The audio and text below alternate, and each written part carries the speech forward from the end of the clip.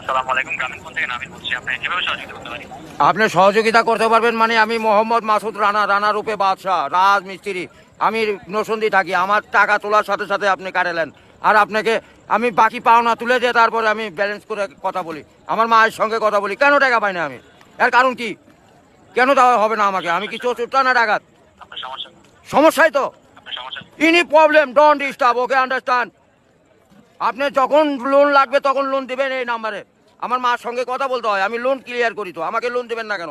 Sir, আপনি কি emergency balance দিতে পারছেন না?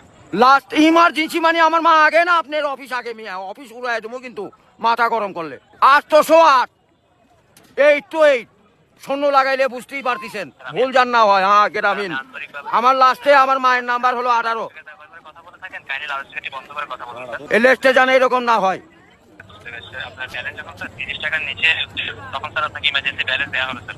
হ্যাঁ মানে চাওয়া মাত্র দিবেন, তারপরে যদি বাকি না দেয় সড়ক তখন তো বলবেন। আমি তো এতদিন দিয়ে আসছি, আর এখন দিব না মানে? এখন তো দিবই আমি। বুঝতে পেরেছি স্যার।